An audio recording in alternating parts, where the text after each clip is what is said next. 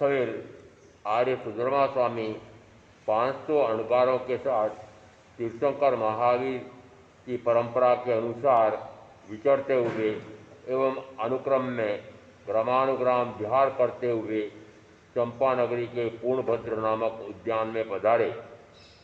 आर्य सुधर्मा स्वामी के आगमन को सुनकर परिषद उन्हें वंदना करने के लिए एवं धड़ कथा सुनने के लिए अपने अपने घर से निकलकर वहां पहुंची और वंदन कर एवं धड़ कथा सुनकर लौट गई। उस समय में आर्य सुधर्मा स्वामी की सेवा में सदा समीप रहने वाले काश्यप गोत्रीय आर्य जम्मू स्वामी ने आर्य सुधर्मा स्वामी से इस प्रकार पूछा, हे भगवान, धर्म की आदि करने वाले साधु साध्वी श्रावक और श्राविका रूप 4 तीर्थ की स्थापना करने वाले यावत सिद्धि गति को प्राप्त श्रवण भगवान महावीर स्वामी ने उपासक दशा नामक 7वें अंग में आनंद कामदेव आदि 10 उपासकों का वर्णन किया है। वह मैंने आपके मुखारविंद से सुना है। अब कृपा कर यह बताइए कि अंतर्दशा नामक 8वें अंग में श्रवण भगवान महावीर स्वामी ने किस विषय का प्रतिपादन किया है। एवं खलु जम्मू श्रवणेनम जाव संपत्त्यनम अष्टमस्थ अंगस्थ अंतकर्दशाणम अष्टवग्गा पणत्ता जैनम भन्ते श्रवणेनम जाव संपत्त्यनम अष्टमस्थ अंगस्थ अंतकर्दशाणम अष्टवग्गा पणत्ता पद्मस्थानम भन्ते वग्गस्थ अंतकर्दशाणम श्रवणेनम जाव संपत्त्यनम कई अध्ययना पणत्ता। एवं खलु जम्बू श्रवणेनम जाव संपत्त्यनम अष्टमस्थ अंगस्थ अंतकर्दशाणम पद्मस्थ वग्गस्थ 10 अध्ययना पणत्ता संज्ञा गहा। गोयम समुद्र सागर गंभीरे चेव कोई तिमिये य अयले कंपेल्ले खलु अक्षोभ पसेणई विण्णु। जम्मू स्वामी के उपयुक्त प्रश्न का उत्तर देते हुए आर्य सुधर्मा स्वामी फरमाते हैं कि हे जम्बू, श्रवण भगवान महावीर स्वामी ने 8वें अंग अंतर्दशा सूत्र के 8 वर्ग कहे हैं। हे भगवान, श्रवण भगवान महावीर स्वामी ने अंतर्दशा नामक 8वें अंग में 8 वर्गों का प्रतिपादन किया है। उनमें से प्रथम वर्ग के कितने अध्ययन कहे हैं। हे जम्मू, श्रवण भगवान महावीर स्वामी ने अंतर्दशा नामक 8वें अंग के प्रथम वर्ग में 10 अध्ययन कहे हैं। वे इस प्रकार हैं: गौतम, समुद्र, सागर, गंभीर, समित, अचल, कंपिल, अक्षोभ, प्रसेनजित और विष्णु कुमार। जैनम भन्ते श्रवणेनम जाव संपत्त्यनम अष्टमस्थ अंगस्थ अंतकर्दशाणम पद्मस्थ वग्गस्थ 10 अध्ययना पणत्ता संज्ञा गोयम जाव विण्णु। पद्मस्थ नम भन्ते अध्ययनस्थ अंतकर्दशाणम श्रवणेनम जाव संपत्त्यनम के अट्टे पणत्ते। एवं खलु जम्बू तेनम कालीनम तेनम समयणम वारवई रामम णैरी होत्था द्वालस जोयणा यामा नवजोयण विच्छिन्ना धणवई मई निमिम्या चामीर गर्पागारा नानामणि पंचवर्ण कविशीसगम परिमंडिया सुरम्मा अलकापुरी संकामा उमोये पक्किलिया पच्चकम देवलोक भूया पासाइया दर्शनज्जा अभिरोहा पडिरुवा। जम्मू स्वामी फिर प्रश्न करते हैं कि हे भगवान, श्रवण भगवान महावीर स्वामी ने अंतर्दशांग नामक 8वें अंग के प्रथम वर्ग में 10 अध्ययन कहे हैं, तो उनमें से प्रथम अध्ययन में क्या भाव हैं।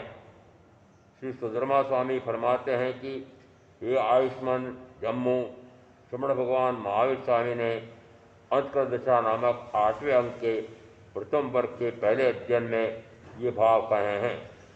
हे जम्बू, इस अविस्मरणीय काल के चौथे आर्य में जब 22 से तीर्थंकर भगवान हरिनेमिनाथ स्वामी इस भूमंडल पर विचर रहे थे, उस समय सौराष्ट्र देश की राजधानी द्वारका नाम की नगरी थी। वह 12 योजन लंबी और 9 योजन चौड़ी थी। वह धनपति अर्थात वैश्रमण कुबेर के अत्यंत बुद्धि कौशल द्वारा बनाई गई थी। वह स्वर्ण के परकोटे से घिरी हुई थी। इंद्रनील मणि, वैडूर्य मणि, पद्मराग मणि आदि नाना प्रकार की 5 वर्ण की मणियों से जड़े हुए कपि शीर्षक से सुसज्जित शोभनी एवं सुरम्य थे, जिनकी उपमा अलकापुरी से दी जाती थी। उस नगरी के निवासी सुखी होने से प्रमुदित, हर्षित और क्रीड़ा करने वाले थे, इसलिए वह नगरी भी प्रमुदित और क्रीड़ाकारक थी एवं आमोद प्रमोद और क्रीड़ा की सामग्रियों से परिपूर्ण थी। अतएव वह प्रत्यक्ष देवलोक समान थी। वह प्रासादीय और दर्शनीय थी। वह अभिरूप और प्रतिरूप वाली सर्वांग सौंदर्यपूर्ण देदीप्यमान थी। तीसेणम वारवय्ये नैर्ये बह्या उत्तरपुरित्तमे दिशि भाए एट्टणम रेवयाय नामम पव्वये होता वन्नो तत्तनम रेवये पव्वये नंदनवने नामम उज्जाने होता वन्नो सुरप्रिय नामम जक्षायणे होता पुराणे सेनम ऐगनम वनसंडेनम पडिनिखत्ते अशोकवर पायवे तत्तनम वारवय्ये नैर्ये कन्ने नामम वासुदेवे राया परिवसई मह्या मोहया हिमवंत रायवन्नो सेनम तत्त समुद्र विजय पमुक्काणम दस्तन्नम दशाराणम बलदेव पमुक्काणम पंचनम महावीराणम पद्युन्न पमुक्काणम अद्युत्थानम कुमारकोडिनम संबनामुक्काणम सत्य दुद्धंत साहस्तीनम मासेन पामुक्काणम छप्पन्नाय बलभग्ग साहस्तीनम वीरसेन पामुक्काणम एकविशाय वीर साहस्तीनम उग्रसेनम पामुक्काणम सोलसन्नम राय साहस्तीनम रुक्मिणी पामुक्काणम सोलसन्नम देवी साहस्तीनम अनंगसेना पामुक्काणम अणेगाणम गणिया साहस्तीनम अन्नेसिम च बहुहणम इसर जा सत्तवहाणम वारवय्ये नैर्ये अद्भरहस्त य समत्तस्त आहवच्चम जा व्योरई। उस द्वारका नगरी के बाहर उत्तर पूर्व में रेवतक नामक पर्वत था। उस पर्वत पर नंदनवन नामक उद्यान था, जिसका पूरा वर्णन अन्य सूत्रों से जानना चाहिए। उस उद्यान में सुरप्रिय नामक के यक्ष का यक्षायतन था। वो बहुत प्राचीन था। उस उद्यान में वनखंड से घिरा हुआ एक अशोक वृक्ष था। उस द्वारिका नगरी में कृष्ण वासुदेव राज करते थे। जिस प्रकार माँ हिमवान पर्वत क्षेत्रों की मर्यादा करता है, उसी प्रकार कृष्ण वासुदेव लोक मर्यादा को नियत और स्थिर करने वाले और लोक मर्यादा के पालक थे। द्वारिका नगरी में समुद्र विजय आदि 10 दशार और बलदेव आदि 5 महावीर थे। प्रद्युम्न आदि 3.5 करोड़ कुमार थे। शत्रुओं से कभी पराजित न हो सकने वाले सांब आदि 60,000 शूरवीर थे। मासेन आदि सेनापतियों की अधीनता में रहने वाला 56,000 बलवर्ग था। वीरसेन आदि 21,000 कार्यकुशल वीर थे। उग्रसेन आदि 16,000 राजा थे। रुक्मिणी आदि 16,000 रानियाँ थी। 64 कलाओं में निपुण ऐसी अनंग सेना आदि अनेक गणिकाएँ थी और भी बहुत सारे ऐश्वर्यशाली नागरिक, नगर रक्षक, सीमांत राजा, सेठ, सेनापति और सासवा आदि थे। ऐसे परम प्रतापी कृष्ण वासुदेव द्वारिका से लेकर क्षेत्र की मर्यादा करने वाले वेताद्य पर्वत पर्यंत अर्ध भरत का एक छत्र राज करते थे।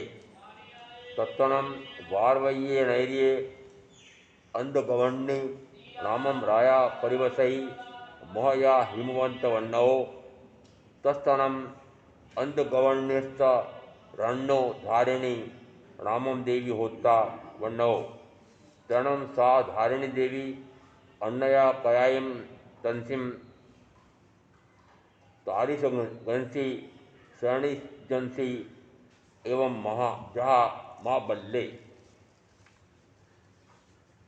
सुवर्णदंसन कहना जम्मम बालत्तणम कलावय जोबन्न पाणिगहणम कंता पासाय भोगाय नवरम गोयमो नामेणम अट्ठन्नम रायकर रायवरकर्ण कन्नाणम एक दिवसेणम पाणिम गिन्नावेंती अट्ठट्टहो दाओ। उस द्वारिका नगरी में माँ हिमवान पर्वत मंदर आदि पर्वतों के समान स्थिर एवं मर्यादा पालक तथा बलशाली अंधकवृष्णि नाम के राजा थे। स्त्रियों के सभी लक्षणों से युक्त उनकी धारिणी नाम की रानी थी। वह धारिणी रानी किसी समय पुण्यात्माओं के शयन करने योग्य और कोमलता आदि गुणों से युक्त शैया पर सोई हुई थी। उस समय उसने एक शुभ स्वप्न देखा। स्वप्न देखकर रानी जागृत हुई। उसने राजा के पास जाकर अपना देखा हुआ स्वप्न सुनाया। राजा ने स्वप्न का फल बतलाया। यथा समय रानी ने एक सुंदर बालक को जन्म दिया। बालक का बाल्यकाल बहुत सुखपूर्वक बीता। उसने गणित, लेख आदि 72 कलाओं को सीखा। उसके बाद युवावस्था होने पर उसका विवाह हुआ। उसका भवन बहुत सुंदर था और उसकी भोगोपभोग सामग्रियाँ चित्ताकर्षक थी। इस सब बातों का विस्तृत वर्णन भगवती सूत्र 11 उद्देश्य 11 में दिए महाबल कुमार के वर्णन के समान समझना चाहिए। अंतर इतना है कि इनका नाम गौतम था। माता पिता ने एक ही दिन में 8 सुंदर राजकन्याओं के साथ इनका विवाह कराया। विवाह में 8 कोटि हिरण्य, 8 कोटि सुवर्ण आदि 8 वस्तुएं इन्हें दहेज में मिली। तेणम कालिणम तेणम समयणम अर्हा अर्षणेमी आयगरे जा विहरई चौभ्या देवा आ गया कन्ने भी निगये तरणम से गोयमे कुमारे जा में तहा निगये धम्मम स्वच्चा निसम्म जम नवरम देवानुप्रिया अम्मा पिरो अपुच्चामी देवानुप्रियाणम अंत्ये पव्वयामी एवं जहा में जाओ अणगारे जाए विद्या समीये जा इणमेव निगंथम पावयणम पुरो कौम विहरई तरणम से गोय में अणगारे अन्नया कयायम अरहो अर्क्षणमिस्त सारुवाणम थेराणम अंत्ये सामाई हिमायायम इक्कारस अंगायम अयुज्यई अयुज्यता बहुयम चौथ जा अपणम भाव्यमाणे विरई तरणम अर्हा अर्षणमी अन्नया कयायम वारवय्यो नैर्यो नंदनवनाओ उज्जानाओ पड़निमक्कई पड़निमिखिता बैया जनवय विहारम विहरई। उस समय में अपने शासन की अपेक्षा से धर्म की आदि करने वाले 22वें तीर्थंकर भगवान अर्षनेमी ग्रामानुग्राम विचरण करते हुए द्वारिका नगरी के बाहर नंदनवन नामक उद्यान में पधारे। वहाँ भवनपति, वाणव्यंतर, ज्योतिषी और वैमानिक, ये चारों प्रकार के देव तथा मनुष्य और तिर्यंच भगवान की धर्म कथा सुनने के लिए आए। कृष्ण वासुदेव भी अपने भवन से निकलकर भगवान के समीप धर्म श्रवण करने के लिए पहुँचे। गाथा सूत्र के प्रथम अध्ययन में वर्णित मेघ कुमार के समान गौतम कुमार भी धर्म कथा सुनने के लिए आए। धर्म कथा सुनकर और उसे हृदय में धारण करके गौतम कुमार ने भगवान से प्रार्थना की कि हे भगवान, मैं अपने माता पिता से पूछकर आपके पास भिक्षा लेना चाहता हूँ।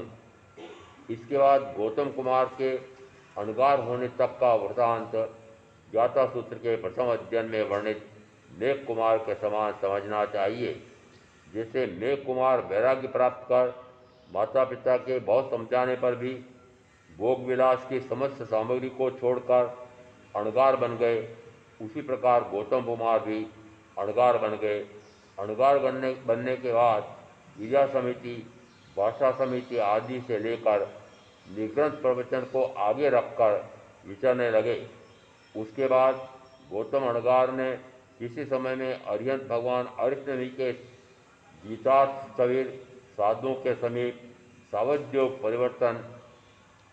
सावध्योग परिवर्जन, निर्वज्य योग, सेवन रूप, सामायिक आदि 6 आवश्यक तथा 11 अंगों का अध्ययन किया। अध्ययन करके बहुत से चतुर्थ भक्त, षष्ठ भक्त, अष्टम भक्त, दशम भक्त, द्वादश भक्त, अर्धमास और मास पाण आदि तब से अपनी आत्मा को भावित करते हुए विचरने लगे।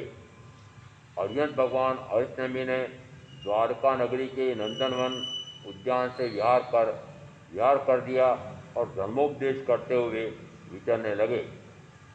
तरणम से गोय में अणगारे अन्नया गयाईम येनैव अरह अरिष्टनेमि तेनैव उवागच्छेत्ता अरहम अरिष्टनेमिं विकुत्तो आयाहिणं पयाहिणं करित्ता वंदै णमंसै वंदित्ता णमंसित्ता एवं वयासि इच्छामिणं भन्ते तुभ्येहम् अबन्नुनाय समाणे मास्यम भिक्खुपडिमं उसंपद्यत्ताणं विहरित्तये।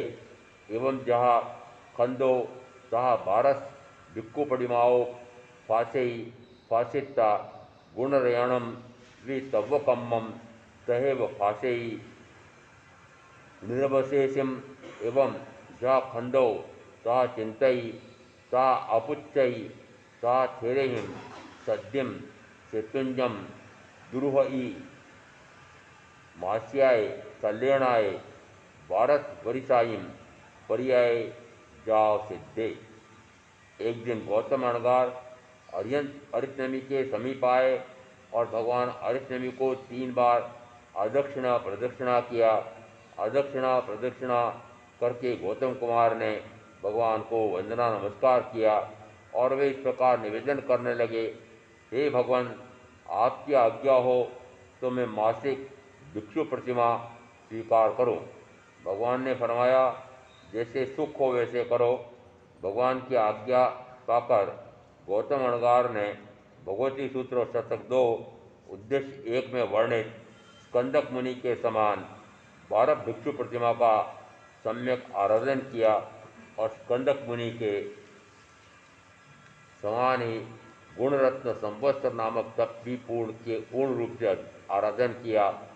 जिस प्रकार स्कंदक मुनि ने विचार करके भगवान से पूछा, उसी प्रकार गौतम अणगार ने भी विचार किया और भगवान से पूछा। स्कंदक मुनि विपुल पर्वत पर गए, उसी प्रकार गौतम मुनि भी स्थविरों के साथ शत्रुंजय पर्वत पर गए और 12 वर्ष की दीक्षा पर्याय का पालन कर मासिक संलेखना करके सिद्ध बुद्ध मुक्त हुए।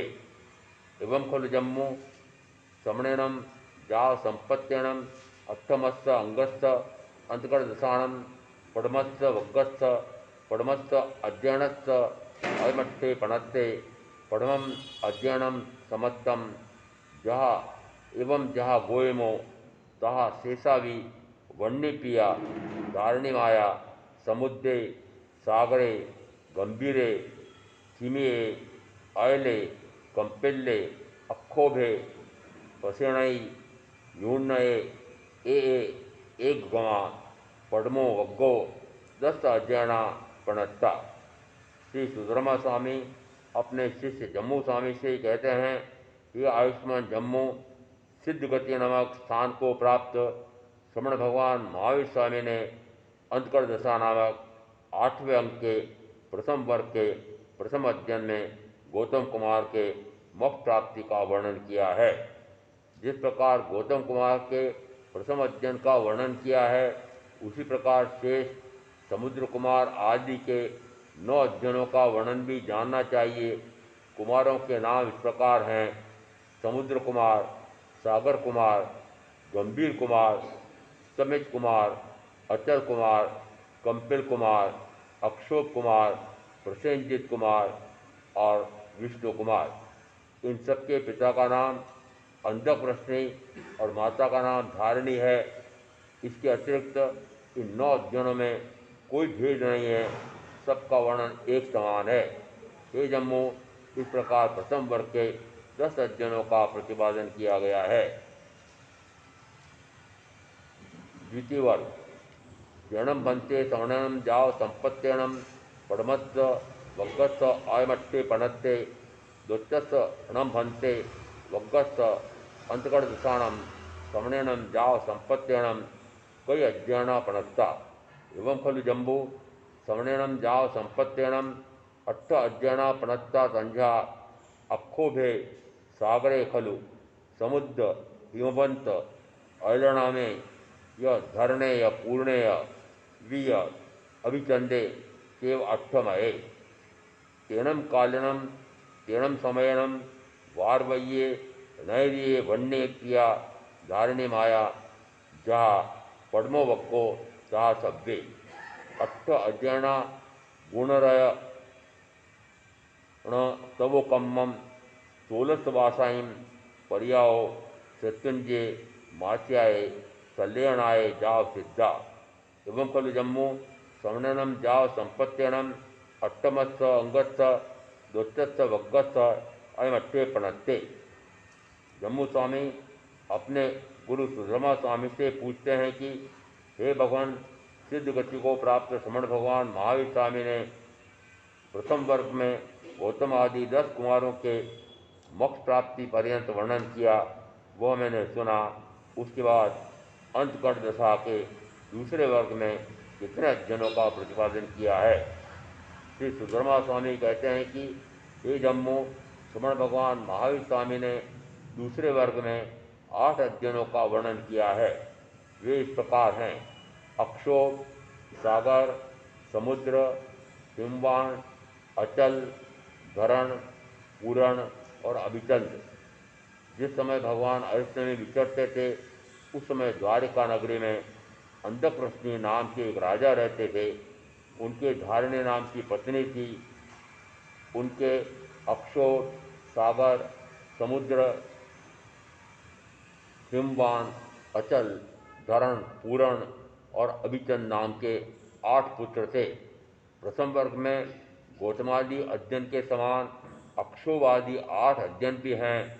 गौतम आदि 10 कुमारों के समान इन्होंने भी गुणरत्न संवत्सर तप किया, 16 वर्ष तक दीक्षा पर्याय का पालन किया और शत्रुंजय पर्वत पर 1 मास की संलेखना करके सिद्ध बुद्ध मुक्त हुए।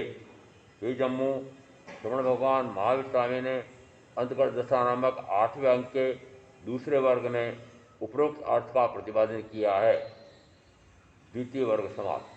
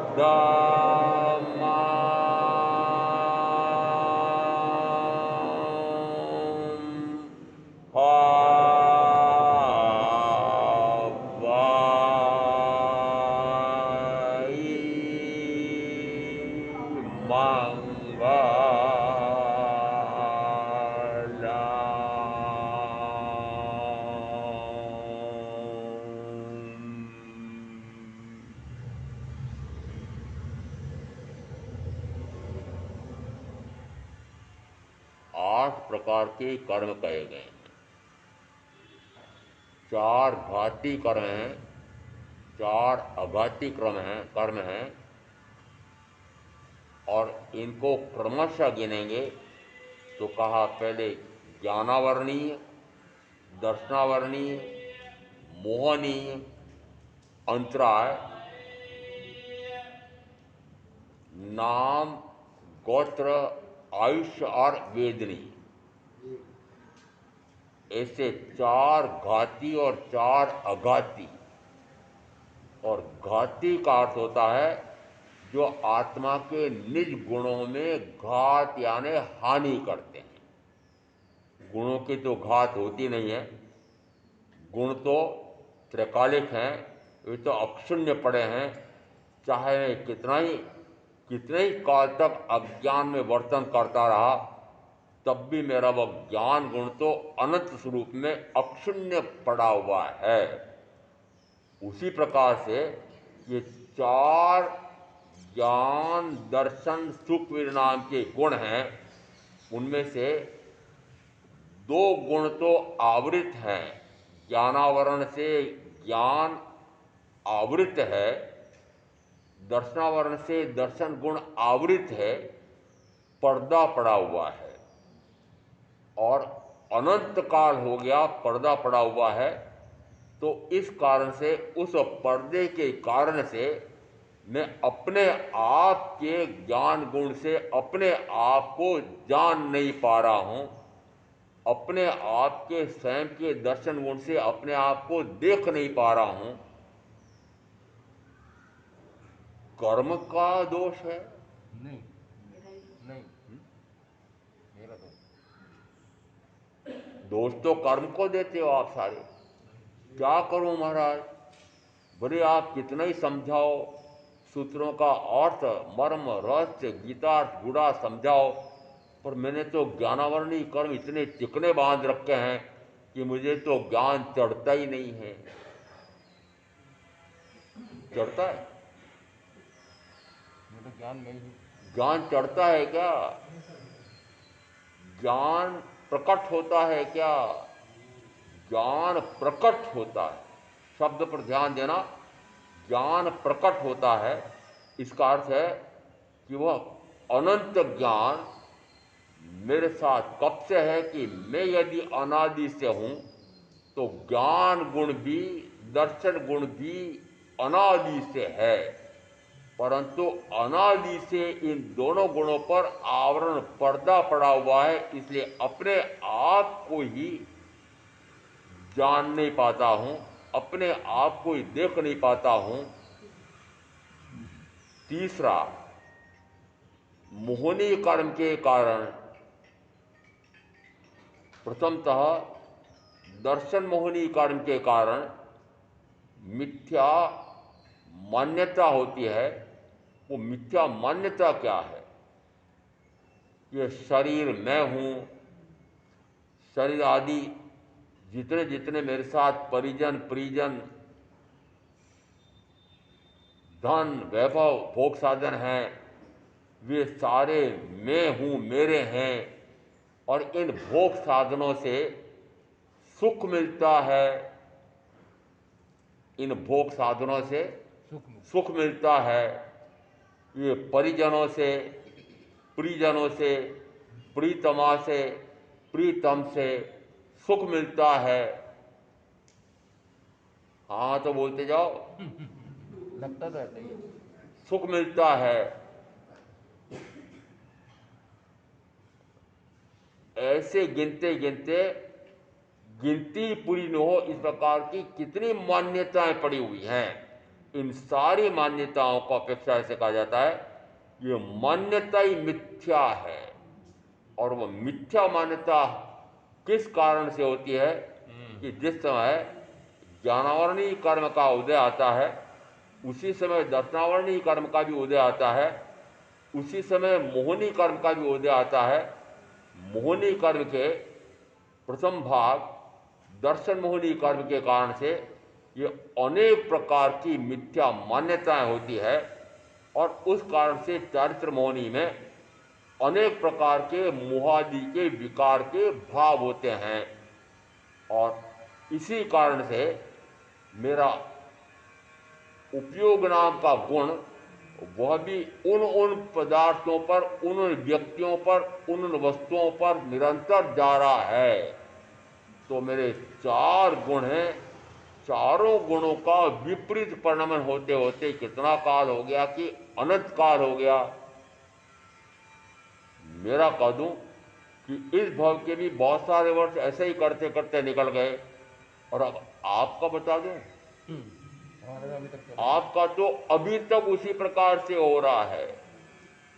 न अपने आप को जाना है, न अपने आप को देखा है, न अपने आप के स्वयं के सुख में विचरण हुआ है, और न उपयोग अपने आप पर स्थिर हुआ है। यदि एक गुण विपरीत जाता है तो दूसरा भी विपरीत जाता है, तीसरा भी विपरीत जाता है, चौथा भी विपरीत जाता है। मात्र 4 गुण हैं, उनमें से 2 ज्ञान गुण, दर्शन गुण, उन पर पर्दा आवरण आया हुआ है, और 2 सुख गुण और वीर्य वीर्य गुण ये विकृत हो रहे। विकृति किसको कहते हैं? कि जिस समय मैं अपने स्वयं के सुख गुण से अपने आप के सुख का ही आस्वाद ले सकता हूं, परंतु बाह्य में 5 इंद्रियों के माध्यम से मिलने वाले सुखों का बेस्वाद लेता हूं, तब तक आत्मा के स्वयं के सुख का अनुभव नहीं आता है। जब तक अंतराय कर्म के कारण उपयोग निरंतर शरीर से जुड़े हुए परिजन, धन, वैभव, भोग साधन आदि अनेक उन पर उपयोग भटक रहा है, तो वह उपयोग अपने आप पर स्थिर नहीं हो रहा है। इसका अर्थ है कि एक गुण का विपरीत परिणमन हुआ तो दूसरे का भी विपरीत परिणमन होता है, तो तीसरे का भी विपरीत परिणमन होता है, चौथे का भी विपरीत परिणमन होता है। इसको कहा जाता है वैभाविक परिणमन। विभाव दशा जब तक है तब तक स्वभाव दशा नहीं है, और जब विभाव दशा है तो ज्ञानावरणादि 7-8 प्रकार के कर्म का निरंतर आश्रव बंद हो रहा है, और उस आश्रव बंद को अपेक्षा से कहेंगे अनंतानुबंधी कषाय कर्म। अनंतानुबंधी का एक अर्थ है अनंत काल तक अनंत दुख देने वाला, तो वह अनंतानुबंधी कषाय। एक दूसरा अर्थ ही बताया था।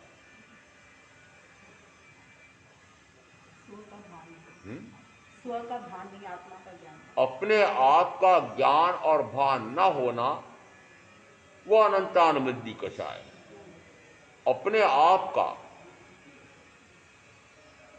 स्वयं को स्वयं का ज्ञान, स्वयं को स्वयं का दर्शन, स्वयं के स्वयं का सुख और स्वयं का उपयोग स्वयं पर स्थिर होना, यह तो मेरा त्रिकालिक चारों त्रैकालिक गुण हैं। त्रैकालिक अर्थ होता है अनादि से हैं, वर्तमान में भी हैं, अनंत काल तक रहेंगे। त्रैकालिक गुण होते हुए भी अभी तक उन गुणों का मुझे आस्वाद आया नहीं। इसलिए नहीं आया कि 5 इंद्रियों के भोगों का बेस्वाद लेते रहोगे, तब तक आत्मा के स्वयं का सुख का अनुभव आएगा। नहीं आ सकता है।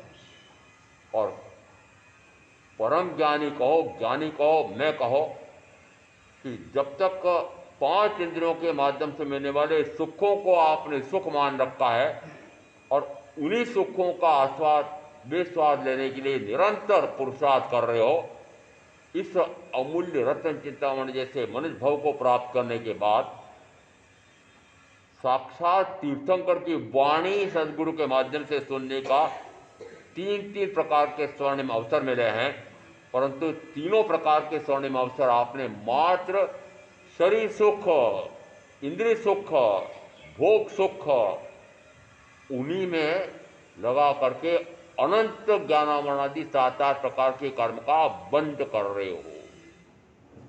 मनुष्य भाव कहा तो यह जाता है कि 4 प्रकार के भाव कहो, 4 प्रकार की गतियां कहो, उनमें से एकमात्र मनुष्य गति है, एकमात्र मनुष्य भाव है कि जिसमें वह जन्म मरण से मुक्ति की साधना कर सकता है।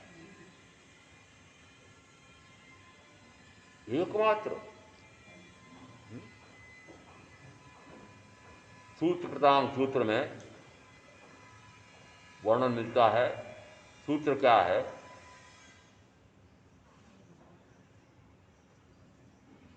जब तक अनंतानुबंधी कषाय का उदय है तब तक वह अपने आप को जान नहीं पाता है, अपने आप को देख नहीं पाता है, अपने आप के स्वयं के सुख का अनुभव नहीं कर पाता है, अपने आप का उपयोग अपने आप पर स्थिर नहीं कर पाता है।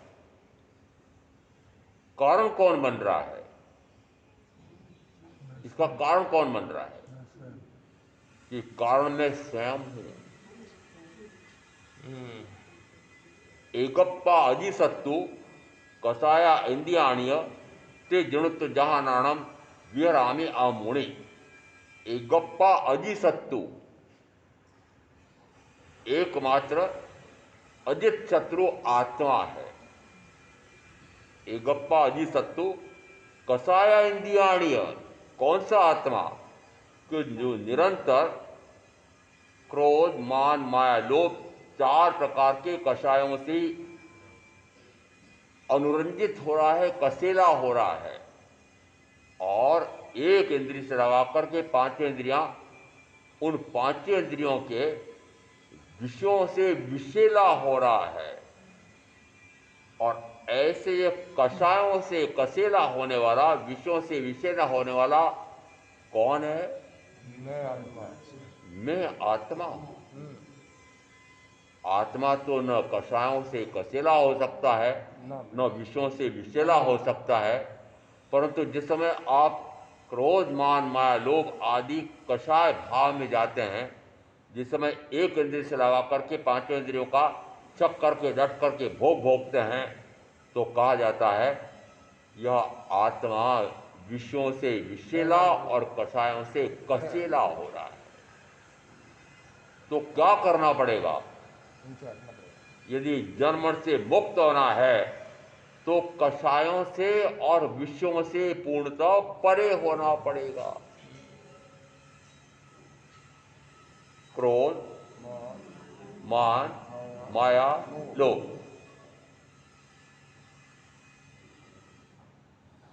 कर्णेंद्रिय, चक्षुरेंद्रिय, घ्राणेंद्रिय, रसनेंद्रिय और स्पर्शेंद्रिय, क्रमशः कह लेना कि इन 4 कषायों में और 5 विषयों में पूर्व के काल का छोड़ो, वर्तमान के काल का लेखा करो कि निरंतर क्या इस प्रकार के इन विकारी भावों में, विभाव भावों में विवरण हो रहा है कि नहीं हो रहा है।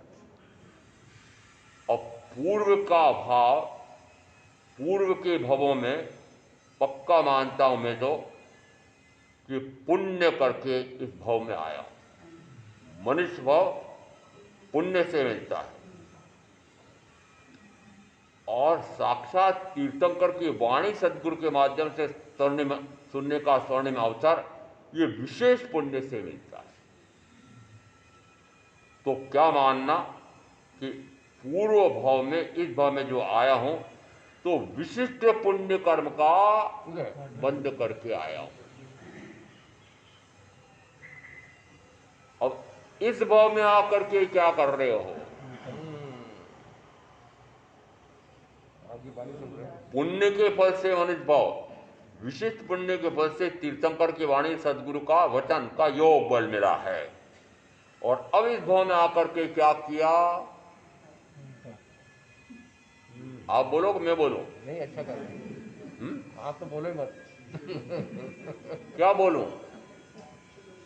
कि हिंसा से लगा करके, हिंसा, झूठ, चोरी, मैथुन, परिग्रह, क्रोध, मान, माया, लोभ, राग, द्वेष, क्रोध, राग द्वेष कलह अध्याख्यान पैशून्य परिपरवाद रति रति माया मृषावाद मिथ्या दर्शन चल्य, इन 18 प्रकार के पापों में मन की वचन की काया की प्रवृत्ति करते करते इस भव के इतने वर्ष व्यतीत हो गए हैं।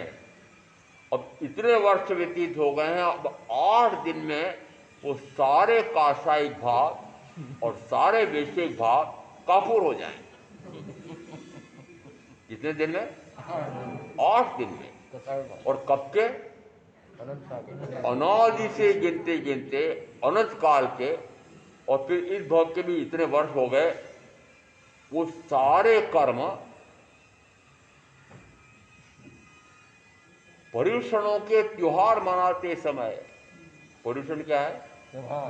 त्योहार है, त्योहार है ना। अरे आपने क्या माना? त्योहार प्रिय हो, जिस समय त्योहार आता है तो क्या शरीर की साज सज्जा होती है, क्या बढ़िया से बढ़िया भोजन व्यंजन बनते हैं। पर ये त्योहार तो ऐसे आ गए कि न तो बढ़िया से बढ़िया वेश परिधान पहन सकते हैं। कल महाराज ने कह दिया था, अब 8 दिन तक जितने भाई बैठे हुए हैं, वे सारे भाई जो आने वाले भाई हैं, वे सामायिक वेश में ही बैठेंगे, सामायिक का प्रत्याख्यान लेकर के ही बैठेंगे। और बहनें भी सामायिक के वेश में, जैसे शादी निरंतर श्वेत जप ऐसे कपड़े पहन करके श्वेत वस्त्रधारी होती है। मैंने कल कहा था कि बहनें भी श्वेत वस्त्र पहन करके आए, एक भी नहीं रंग बिरंगे। किसको दिखाने आए हो रंग बिरंगे? ये रंग बिरंगे परिधान पहन करके या 8 दिन जो आए हो, साधना करने के लिए आए हो, कि रंग बिरंगे वस्त्र परिधान अलंकार आदि बताने के लिए आए हो? और श्रेष्ठों से पूछता हूं कि आप भी अपना श्रेष्ठीपना बताने के लिए आए हो कि आत्म साधना करने के लिए आए हो? झूठ बोलते हो, झूठ बोल रहे हो। आपका आत्म साधना का लक्ष्य होता तो इस भव के 8 वर्ष व्यतीत होने के बाद, कितने वर्ष? 8 वर्ष। 8 वर्ष व्यतीत होने के बाद गर्भकाल मिलाकर के 9 वर्ष में सर्ववृत्ति संयम और सर्ववृत्ति संयम लेकर के और इतने कर्मों का क्षय कर दे कि वर्तमान के 5 वारे का मनुष्य एक भाव करके मोक्ष चला जाए। इस प्रकार की साधना करने का स्वर्णिम अवसर मिला है। पहले हाँ भरो कि मिला कि नहीं मिला? मिला। फिर खोया कि नहीं खोया? किसने खोया? किसमें खोया? कि मात्र 5 इंद्रियों के विषय सेवन में सारा खो दिया। क्या इन विषयों से, इन विषयों से, इन जहरों से, इस जहर से बचना चाहते हो? और यदि मैं कहूं कि ये जो पुड़िया रखी है, ये संख्या नाम की जहर की पुड़िया है, खाओगे? नहीं महाराज, मर जाऊंगा, मर जाऊंगी।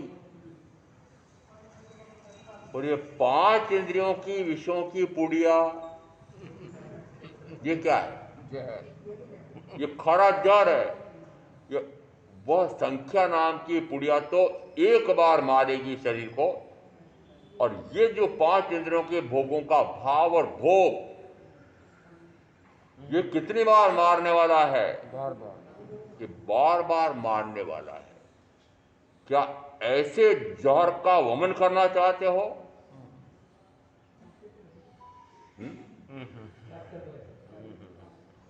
अरे जहर भर लिया खूब अंदर रट करके, अब यदि वमन करना चाहते हो क्या, तो क्या 8 दिन में महाराज पूरी तरह से इन सारों का वमन कर दूंगा, कर दूंगी।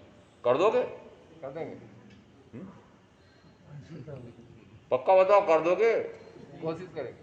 अच्छा, 8 दिन में सारों का वमन करके और शुद्ध होकर के जाओगे, फिर क्या करोगे? फिर कर लेंगे। फिर मैदान में चले जाएगा। 8 दिन आत्मशुद्धि के मिले हैं। कितने दिन? जितना आयुष का काल है उस आयुष के काल में परीक्षण आते हैं, जब 8 दिन आत्मशुद्धि के मिलते हैं, फिर शेष किसके हैं? आत्मशुद्धि की। शेष किसके है? कहा जाता है, दृष्टांत की घटी हुई घटना बता रहा हूं। प्रथम चातुर्मास सिंगोली में हुआ था। मैं जंगल जाकर के वापस लौट रहा था। मैंने देखा एक नाला था, बरसात का मौसम होता है, नाले में पानी भरा हुआ था, बड़ा स्वच्छ गड्ढा भरा हुआ था। एक गधा आया और उसने डट करके छप करके नहाया, नहा करके शुद्ध हुआ, और शुद्ध होकर के जैसे ऊपर चढ़ा घाटी के ऊपर, और घाटी के ऊपर मल आदि, इतना कूड़ा कचरा, मल मूत्र आदि, उसी में वापस पीठ में खुजली चली और लोटपोट कर दिया। वो पीठ पर खुजली कौन सी? 5 इंद्रियों। ये 5 इंद्रियों की खुजली। तो वो गधे का उदाहरण दे रहा हूं कि आपका साक्षात दे रहा हूं? अरे किसका उदाहरण दिया मैंने? अरे गधा तो कहने के लिए है, वो सारे गधे गधी कहूं क्या कि मेरे सामने बैठे हुए हैं। ये जिस समय एक सामायिक करते हैं, एक संवर करते हैं, 1 घंटे का नवकार मंत्र का जाप करेंगे, ये सारा कर करके शुद्ध हो जाते हैं, और शुद्ध होकर के फिर घर जाते हैं, तब कमाने के मैदान में जाते हैं, तब फिर गंदले में, गंदगी में लोटपोट कर लेते हैं। ये कब से चल रहा है? अरे पूर्व का मत मानना। पूर्व का मैंने कह चुका, मैंने अभी दिया कि पूर्व के भाव से तो मैं इस भाव में पुण्य बांध करके आया हूं, और विशेष पुण्य बांध करके आया हूं। और अब मैं आपका लेखा अभी मैंने निकाल लिया कि अब इस भाव में आकर के आपने उस विशिष्ट पुण्य का लाभ लिया क्या?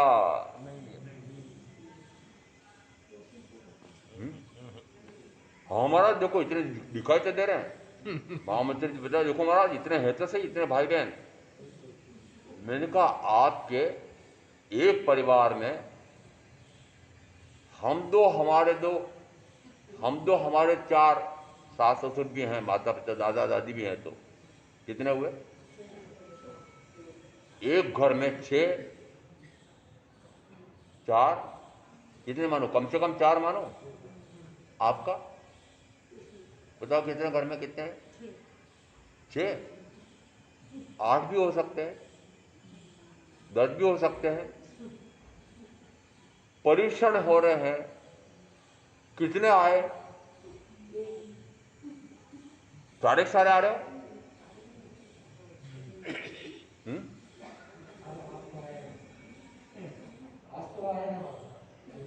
सारे आए हो क्या?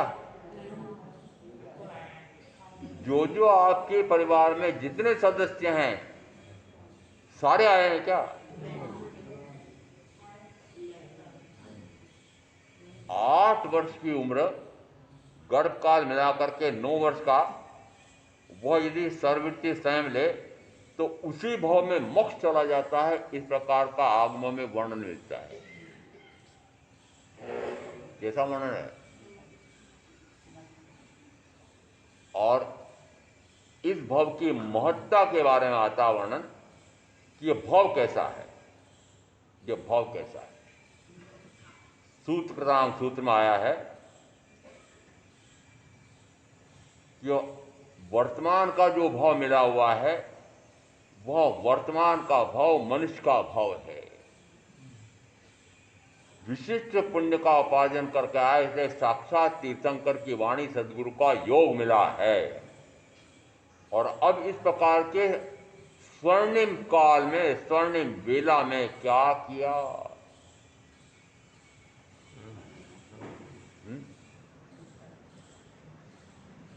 संवत ने जरा मोक्ष का पुरुषार्थ किया।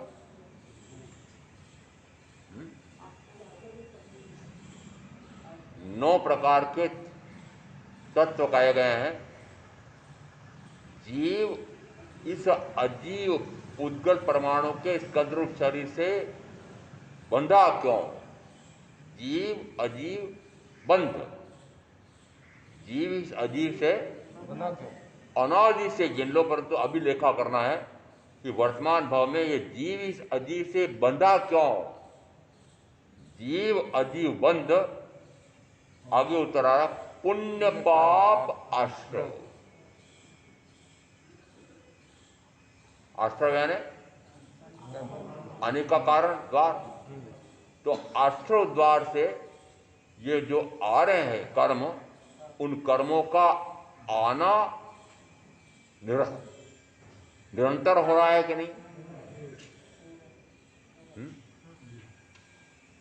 जीव इस अजीव से बंधता क्यों है?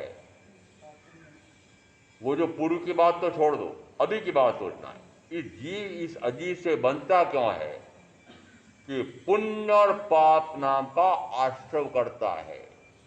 आश्रय यानी आना। भाव तो क्या किया?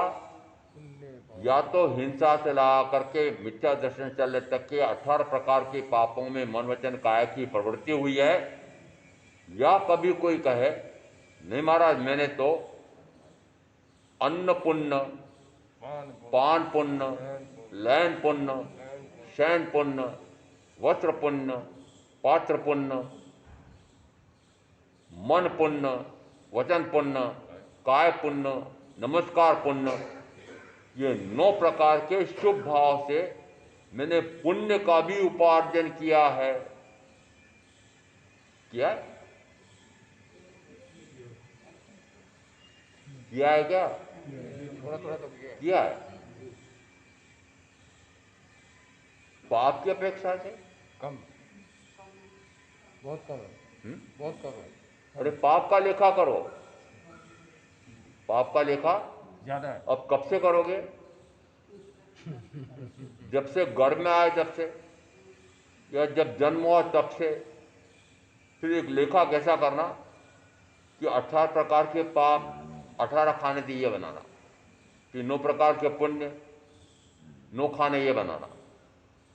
फिर जिस दिन जन्म हुआ था उस दिन से प्रथम दिन, प्रथम घंटा, प्रथम मिनट, प्रथम सेकंड, प्रथम पल, प्रथम समय, अब प्रथम समय से लगा करके अभी तक का जितना आयुष्काल बीता उसका लेखा।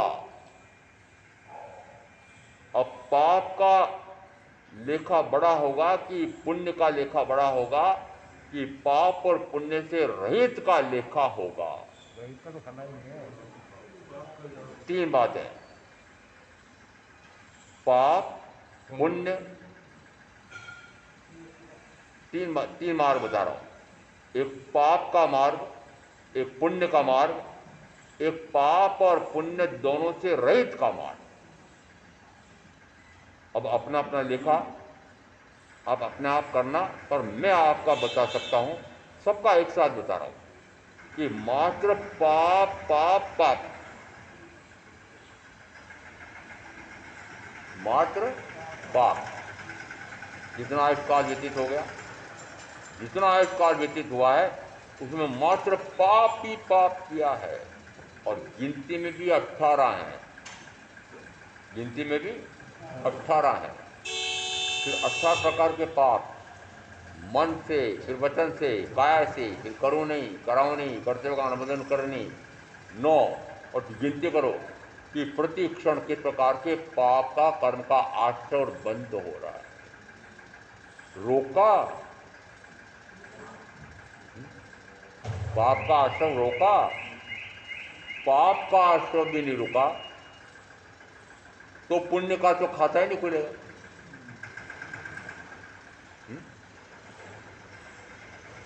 पाप भी चलता रहे और पुण्य भी चलता रहे, ऐसा होगा क्या? कैसे होगा? दोनों विरोधी है, दोनों विरोधी हैं। पाप तो गाढ़ हो तो नरक में ले जाने वाला मंद हो तो तीव्र गति में ले जाने वाला, और पुण्य मंद हो तो मनुष्य गति में ले जाने वाला, और पुण्य अधिक हो तो देव गति में ले जाने वाला। इसका अर्थ है कि गतियां किसके कारण से है?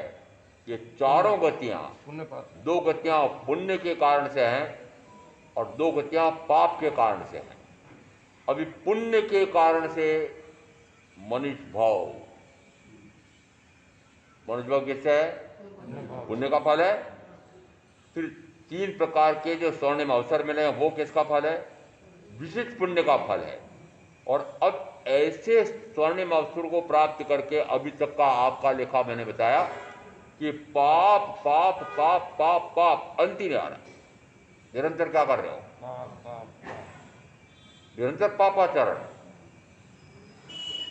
पाप का फल दुर्गति। दुर्गति। जाना चाहोगे? क्या कर? अरे नरक में जाना पड़ेगा तो जाओगे कि नहीं जाओगे? नहीं, नहीं जाऊंगा महाराज। जीव जाना चाहे चाहे न जाना चाहे, वो कर्म, जो कर्म का आश्रय बंद किया है, उस कर्म के आश्रय बंद के कारण से न जाना चाहो तब भी जाना तो पड़ेगा। और जिस समय ऐसे न जाना चाहूं तब भी जाना पड़ रहा है तो रोते झींकते हिंजड़ते जाओगे, और ध्यान रद्द ध्यान करते हो जाओगे। क्या करते हो जाओगे? जिस समय ये इस मनुष्य भाव का आयुष्काल पूरा होगा उस समय आप कैसे जाओगे? पाप के साथ जाओगे कि पुण्य के साथ जाओगे, कि पाप और पुण्य से रहित होकर के जाओगे?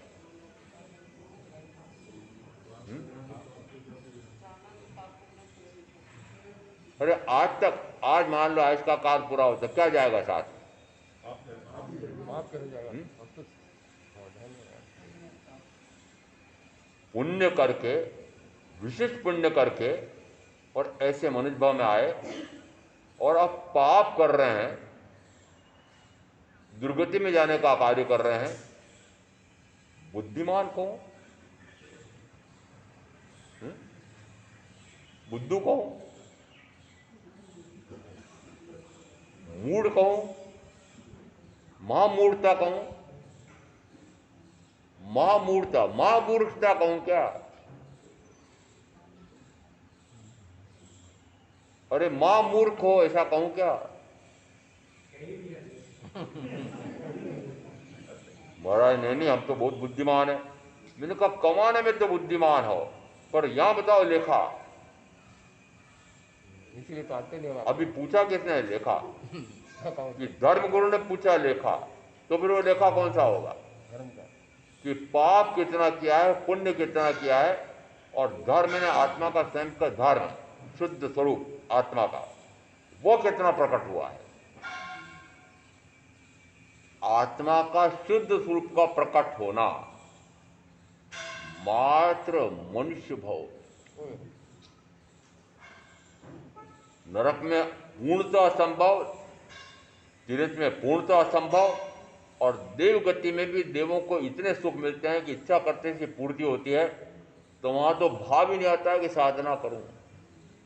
और यदि कोई सम्यक दृष्टि हो करके फिर सर्ववृत्ति स्वयं लेकर के और संजल कषाय को भी मन से मंदक दम कर दिया, परंतु पूर्णतः क्षीण नहीं किया, और अब वह देव गति में जाता है, और यहां तक गिनना कि सर्वार्थ सिद्धि का वैमानिक देव बन जाता है, वहां मुक्ति की साधना है?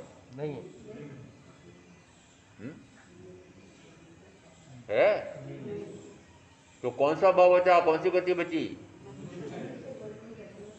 मात्र मनुष्य गति ऐसी गति है कि मैं गति से मुक्त होने की साधना कर सकता हूं, और कोई गति नहीं। और ऐसी मनुष्य गति मिली है कि गति से मुक्त हो जाऊं, ऐसी गति में आकर के भी वापस अनंत कर्म का बंद करके निरंतर चतुर्वृत्ति का परिभ्रमण बढ़ा रहे हो, तो अब आपको मैं उपाधि क्यों दूं, मैं दूषण क्यों दूं? आप ही दे दो अपने आप को दूषण। दूषण समझो, आभूषण से दूषण, तो दूषण यानी दोष, महादोष, महापाप। ये महापाप का दोष कौन कर रहा है? खुद मैं। बोलो ना, मैं कर रहा हूं, मैं कर रही हूं। खुद कर रहे हैं। मैं कर रही हूं मैं इसलिए नहीं बोलने देता कि आत्मा पुल्लिंग न स्त्रीलिंग होती है। मैं कर रहा हूं क्या, यदि स्त्रीलिंग बोलेगी तब भी बोलेगी मैं कर रहा हूं क्या। ये वस्तुतः आत्मा तो ऐसा करे उसका स्वभाव ही नहीं, स्वभाव ही नहीं, स्वभाव ही नहीं है। तो ये कर क्यों रहा है? आत्मा तो निरंतर अपने त्रैकालिक स्वभाव में ही रहे, ऐसा इसका त्रैकालिक स्वभाव है। परंतु जब तक त्रैकालिक स्वभाव का ज्ञाता नहीं होता है, दृष्टा नहीं होता है, ज्ञान और भान नहीं होता है, तब तक वह विभाव को ही स्वभाव मान करके और उसी में विहरण कर रहा है। अच्छा, आज तय कर लेंगे कि जो मैं कार्य कर रहा हूं वो विभाव है, वैभाविक परिणति है। कौन कौन से कार्य? सारे कि मात्र ज्ञाता दृष्टा, स्वयं का ज्ञाता, स्वयं का दृष्टा, स्वयं में रमणता, ऐसा तो मेरा त्रैकालिक स्वभाव है। मात्र अपने ज्ञान गुण से अपने आप को जानना, अपने दर्शन गुण से अपने आप को देखना, अपने इस सुख में निरंतर निमग्न रहना और अपना उपयोग अपने आप पर निरंतर स्थिर रखना, ये चार मेरे स्वभाव गुण हैं, स्वाभाविक गुण हैं। तो अब स्वभाव में विहरण किया क्या, इस भाव का लेखा हो, पूर्व का नहीं कराना मुझे। स्वभाव में विहरण किया है कि निरंतर विभाव में रहे हो, और विभाव में रहे तो कर्म का बंद, निरंतर कर्म का आश्रय का ढेर हो गया। मनुष्य भाव का लक्ष्य होना चाहिए कि पूर्व के भाव में जो मैं कर्म बांध करके आया हूं वो तो इस भाव में झाड़ दूं और नए कर्म का उपार्जन करूं नहीं। क्या इस लक्ष्य से साधना हुई? नहीं।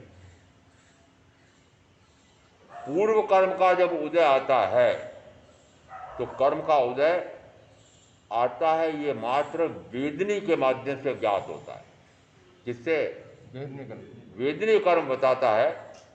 यदि साता वेदनी कर्म का उदय आया है, शरीर सुख प्राप्त होता है, शरीर सुख प्राप्त होता है तो शरीर सुख देने वाला कोई निमित्त आता है, व्यक्ति को, वस्तु को, स्थिति को, उस समय क्या अनुभव करते हो?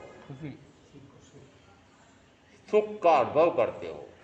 सुख का अनुभव करते से सुखी करने वाले के प्रति राग करते हो और पुनः ज्ञानामणादि 7 प्रकार के कर्म का आश्रय बंद हो गया। उसके स्थान पर पूर्वोपार्जित असाता विदिनी कर्म का उदय आता है। कब पता लगता है? दुख कि बाहर में कोई व्यक्ति या वस्तु या स्थिति ऐसी बनती है, उपस्थित होते हैं कि उसके कारण से असाता दुख प्राप्त होता है। जैसे दुख प्राप्त होता है, दुखी होते हो, दुखी होते से दुख देने वाला यदि दिख जाए बाहर में तो उसके प्रति द्वेष, विद्वेष, घृणा, तिरस्कार, क्रोध, न जाने कौन कौन से विकारी भाव करते हो, मारने दौड़ते हो। इसका अर्थ हुआ कि राग का निमित्त आता है तो राग करके, द्वेष का निमित्त आता है तो द्वेष करके पुनः ज्ञानादि 7 प्रकार के कर्म का आश्रय बंद हो रहा है। यदि मनुष्य भव है, यदि केवली की वाणी मिली है और ज्ञान का प्रकाश हुआ है, दर्शन का प्रकाश हुआ है, मिथ्या मान्यता टूटी है, सम्यक का प्रकाश हुआ है, तो सम्यक्ति का क्या होगा? सम्यक्ति जिस समय कर्म का उदय आएगा वह अपने ही स्वयं के दुष्कर्म के कारण से आया है ऐसा मानेगा। अब उस कर्म के फल के अनुसार वर्तन नहीं करेगा। आत्मार्थ प्रकट करने के लिए, मोक्षार्थ प्रकट करने के लिए वह कार्य करेगा, तो फिर वह मोक्षार्थ के लिए कार्य करेगा तो उस व्यक्ति के प्रति उसका द्वेष का, क्रोध का, हिंसा का भाव होगा? नहीं होगा। तो पूर्व का कर्म तो उदय में आया, निर्जित हो गया। क्षीण कर दिया, और नया बांधा नहीं, क्योंकि नया विकार किया नहीं। वापस आत्मा में अंतर में लीन रहा, स्वाध्याय में ध्यान में लीन रहा, तो नया कर्म बांधा नहीं, पुराना आया और उसको मैंने झाड़ दिया। क्या ऐसी साधना हुई है? क्या आज से तय करते हो कि अब ऐसी साधना करूंगा? कि पूर्व का कर्म उदय में आया, पता लग जाएगा। महामुनि महावीर के विषय में मैं कहूंगा, उनको तो ये था कि मैंने न जाने कितने कर्म बांध रखे, मुझे पता ही नहीं। आपको तो पता है? नहीं पता, है? पता ही पता नहीं है। और फिर न जाने कब उदय में आकर के मुझे पछाड़ देंगे।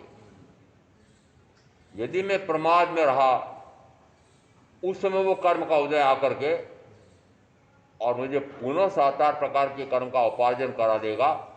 इस कारण से वो कर्म उदय में नहीं आया हो तब भी लाते हैं।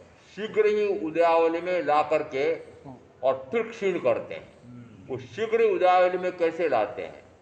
विपरीत स्थान पर जाते हैं, विपरीत व्यक्ति के समक्ष जाते हैं, और विपरीतता आते से ही, विपरीतता आते से ही, दुख आते से ही, मां दुख आते से ही, भयंकरतम वेदना का निमित्त आते से ही, भयंकरतम दुख वेदना का निमित्त आते से ही आत्मा में गुप्त हो जाते। पूर्व कर्म का उदय उदयावधि में शीघ्र लेकर के आया,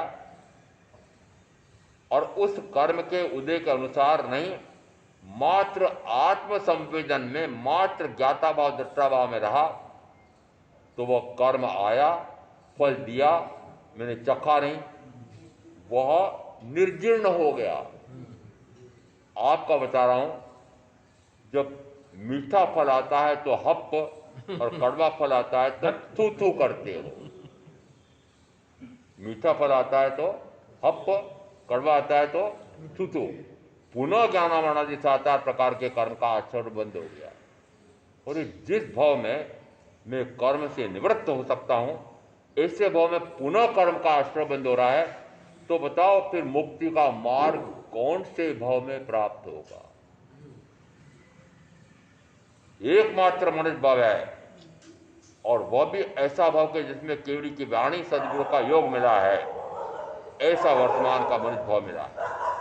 और अब इस मनुष्य भाव में भी आपने जो करना, इस प्रकार जो जो करना चाहिए था, अभी बताया ये करना चाहिए था, वह तो नहीं किया, और उल्टे उल्टा काम किया है। तो बताओ, मैं कहूंगा कि जिस मनुष्य भाव में मैं पूर्वोपार्जित कर्मों का पूर्णतः क्षय करके एक भाव करके मोक्ष चला जाऊं, इतनी साधना कर सकता हूं, उसके स्थान पर इस मनुष्य भाव में आकर के भी अनंत भाव भ्रमण बढ़ाने का ही काम किया है। तो फिर बताओ, मुक्ति का उपाय कौन से भाव में होगा? कौन से भाव में होगा? मात्र मनुष्य भाव में? महाराज, मैंने तो निरंतर ये भावना भाई है कि मेरा अगला भाव मनुष्य का हो, और मनुष्य का भाव भी मुझे महाविद्य क्षेत्र में मनुष्य बनूं। कहां बनूं? क्यों? कि महाविद्य में हमेशा चौथा आड़ा वर्तता है। क्या चौथे आड़े में जन्म लेने वाले सारे कर्मों का क्षय करके मोक्ष चले जाते हैं? क्या हमारे यहां भरत क्षेत्र में तीसरा चौथा आड़ा नहीं आया था? आया था। और क्या ये नहीं कह सकते कि तीसरे चौथे आड़े में भी जन्मा होऊंगा? यहां तक कि मनुष्य भाव लेकर के जन्मा होऊंगा। तो जैसे वर्तमान में मनुष्य भाव मिला है, वैसा उस समय भी मिला था, और वर्तमान में मिला है उसका आपको मैं बता देता हूं कि वर्तमान का जो मनुष्य भाव मिला है, क्या बल सौष्ठव मिला है पुरुष, क्या रूप लावण्य मिला है स्त्रियां। और जैसे इस प्रकार के अनुपम से अनुपम अवसर मिले हैं, इसमें खूब डट करके कस करके नए कर्म का उपार्जन किया है। तो फिर बताओ, मुक्ति का उपाय कौन से भाव में करोगे? जिस भाव में अनंत भव भ्रमण मिटा सकता हूं, उस भाव में भी भव भ्रमण बढ़ाने का काम किया है। तो हे जी, विचार कर कि भव भ्रमण मिटाने का पुरुषार्थ कौन से भाव में करेगा। क्या विचार करोगे? वर्तमान का जो मनुष्य भाव मिला है, मात्र मनुष्य भाव में नहीं, विशिष्ट पुण्य के उपार्जन से केवली की वाणी सदगुरु का योग मिला है। और ऐसे भाव में आकर के भी पुनः अनंत भव भ्रमण बड़े इस प्रकार का ही कार्य किया है। तो फिर बताओ कि मुक्ति का उपाय कौन से भाव में होगा? मुक्ति का उपाय मनुष्य भाव में मिला कि नहीं मिला? थोड़ी सी कसर है पांचवें आर्य में मनुष्य भाव की, कि पांचवें आर्य का मनुष्य इतनी उत्कृष्टतम साधना नहीं कर सकता है कि इसी भाव से मोक्ष चला जाए, परंतु इतनी कर सकता है कि एक भाव और करना पड़े और मोक्ष चला जाए। ऐसी साधना की, ऐसी साधना करने का निश्चय किया। आज निश्चय करोगे? हमारे 8 दिन में तो तय कर लेंगे। क्यों? अभी क्यों नहीं? अभी क्यों नहीं? आज ही क्यों नहीं? अभी क्यों नहीं? और यदि अभी तय किया कि अब मैं नए कर्म का बंध करूंगा नहीं और पुराना उदय में आएगा उसको झाड़ दूंगा, करोगे?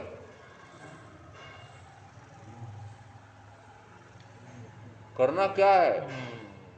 अरे करना और न करना से परे, जिस समय वो कर्म का उदय आता है, उस कर्म के उदय में आने वाला कोई निमित्त आया है, वो निमित्त आपसे जो जो कराना चाहता है वो नहीं करना, वह न करना, अक्रिय होना, और अक्रिय होते से वह मुक्त हो जाता है। यहां 10 बोलों की व्याख्या चली थी, पूरी हो गई ऐसा मत मानना। सवणे नाणे या विन्नाणे पच्च खाणे संजने अनन्नये तवे तेव बोधाणे अक्रिया सिद्धि कि तथारूप श्रवण महान से वह केवली की वाणी का श्रवण करता है।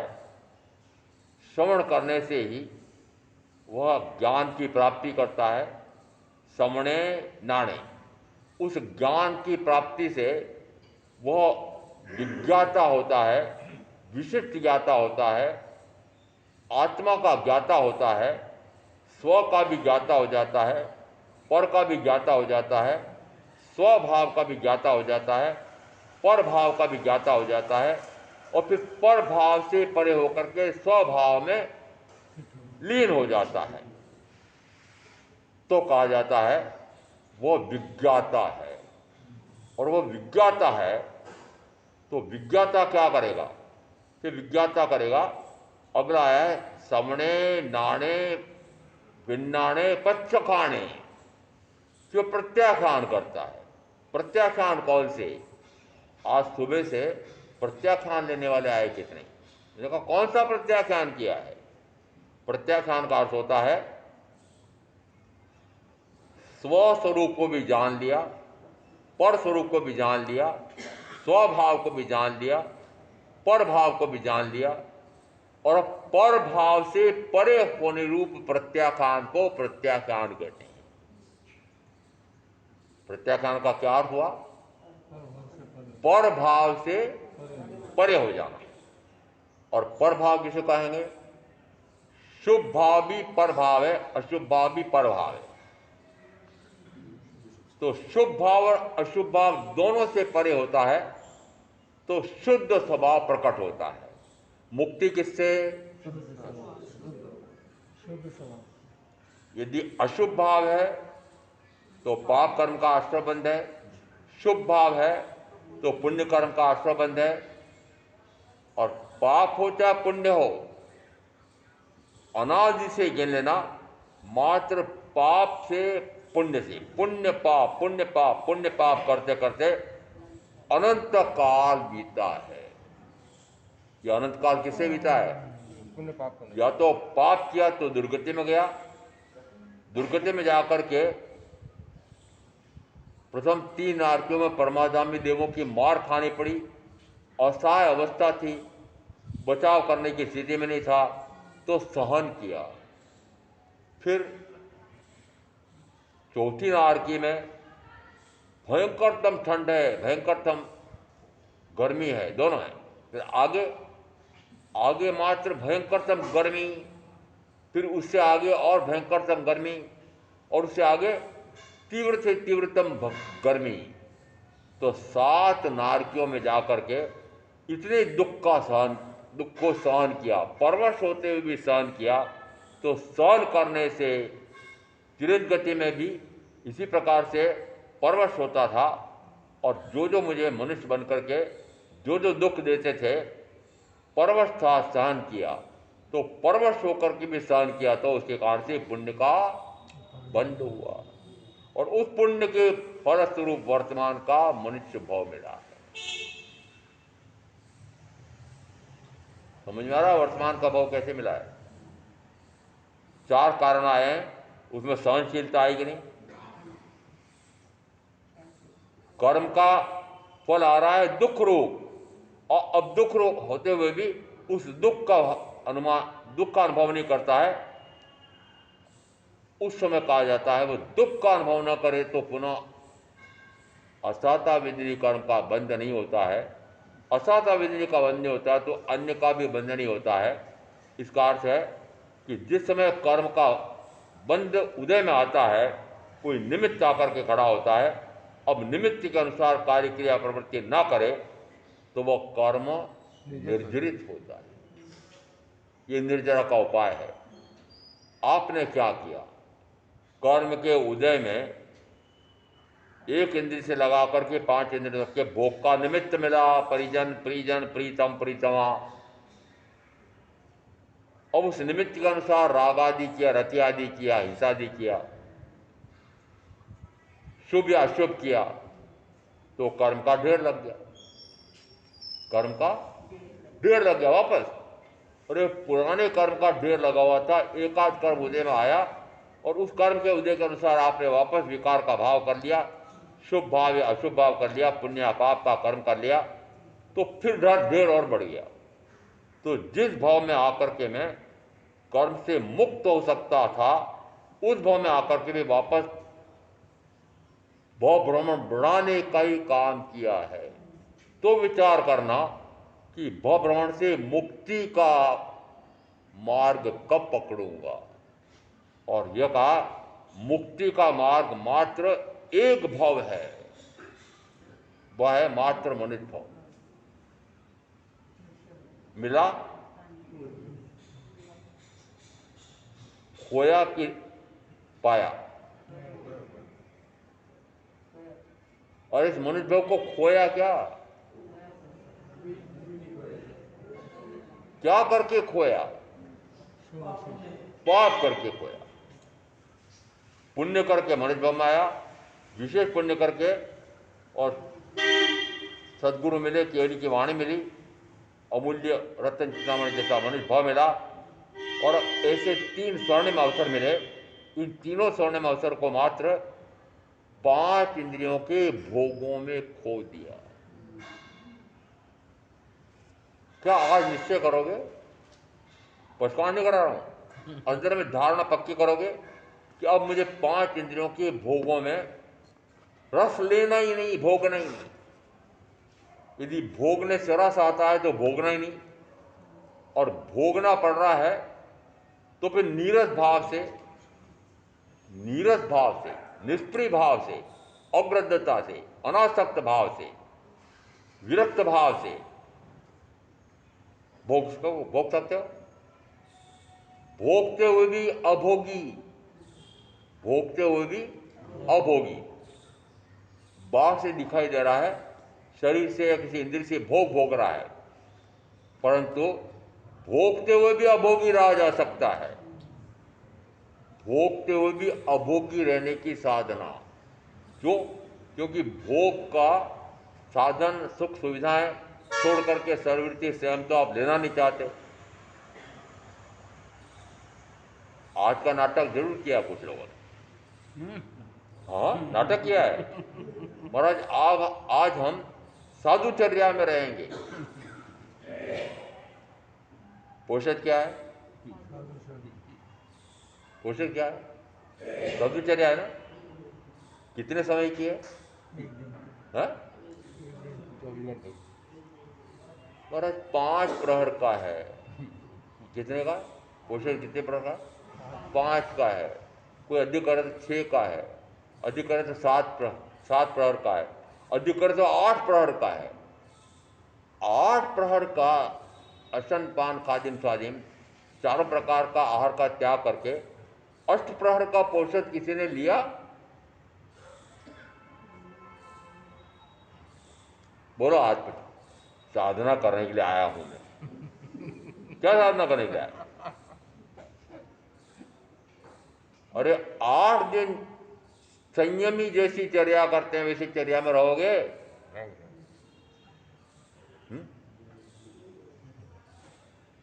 रहोगे? कल मैंने कहा था सारे सामायिक के वेश में आएंगे, पोषद के वेश में रहेंगे, पोषद करेंगे। क्या किया? कुछ नहीं किया। लो, विदु ने संकेत करी संजय भाई की तरफ कि इन्होंने कपड़े भी नहीं बदले। मैंने कहा विदु बहन ने कौन से कपड़े बदले हैं? वे के वे कपड़े हैं, वो की वो मुपत्ति है। क्या नया परिवेश लिया? अरे साध्वी जैसा विहरण करोगे क्या आज 8 दिन? एक दिन भी इस प्रकार का कर ले और अंदर में इतना आत्मा का अनुभव आए तो फिर ऐसा भाव आएगा अब ये वेश नहीं छोड़ना मुझे। होगा क्या? और ऐसा होगा क्या? जिन जिन ने आज पोषक व्रत लिया है, वेश बदला है, और अब मैं कह रहा हूं 24 घंटे में इस प्रकार की आत्म साधना हो कि आत्मा का अनंत आनंद का अनुभव आता हो, उस समय उस अनंत आत्मा के अनुभव को छोड़ करके वापस विषपान करने जाओगे विषयों का। और जाते हो तो मैं क्या कहूँगा कि उस साधना काल में भी आपका आनंद का अनुभव आएगा। नाटक महामंत्री जी कहेंगे महाराज थोड़े बहुत कर रहे हैं पोषद वोषद, उसको भी आप नाटक कर रहे हो, उसको भी छुड़ा दो। फिर दूसरे भी करेंगे नहीं। उसको भी छुड़ा दो। दूसरे क्यों नहीं करेंगे? मैं कह रहा हूँ जो नाटक करो उस प्रकार का मत करो, असली करो। नाटक करते असली करो। नाटक करते असली हो जाएगा। नाटक किसको कहते हैं? एक बहुत वयोवृद्ध अवस्था में बुढ़िया थी, बेटे भी थे, पोते भी थे, पड़पोते भी थे, और जब आयुष का काल निकट आ रहा था तो उसने भाव किया, अरे मेरे गुरु के दर्शन करा दो रे, मंगल पाठ सुनवा दो रे, गुरु के दर्शन करा दो रे, मंगल पाठ सुनवा दो रे। सारे गांव में घूम आए, पूरी कॉलोनी में शहर में घूम आए, कहीं साधु नहीं मिला। कहा क्या करें, माता जी की इच्छा पूरी करनी पड़ेगी। एक बहुरूपिये के पास गए और जैसे मेरे पास ये वस्त्र पात्र होगा आदि है वो सारे लेकर गए। बहुरूपिया बड़ा निपुण होता है, उसने सारे वस्त्र परिवर्तन करके होगा पात्रा लेकर के, हाँ अब देखो हम ले चल रहे हैं, वहाँ हमारे घर चलो, और जिस समय घर में आओगे उस समय हम खमा खणी वत्थण वंदामी वचन वंदामी उसे बोलोगे दया पालो दया पालो। फिर जिस समय मेरे दादी जी परदादी वो जैसे मच्छर वंदामी कहें उसे में क्या करोगे? दया पालो माता जी, दया पालो माता जी। फिर जिस समय माता जी का भाव आएगा, दादी जी का भाव आएगा, करे मेरे जाते जाते मेरे हाथ से आहार दान तो करा दो, मेरे हाथ से आहार दान तो करा दो। आहार दान करना है। दादी जी की परदादी के हाथ में वो भोजन दिया, और उसी समय पात्रा खोला, पात्रा खोलते से बढ़िया भोजन मिला, एक ने डाला तो जितने परिजन थे सारे परिजनों ने डाले और पात्रे भर गए, पात्रे भर गए। झोली बंद की, मंगल पाठ सुनाया, बाहर निकलने लगा, दरवाजे के बाहर होने लगा, उसके पहले ये कपड़े तो वापस मेरे को दे दे,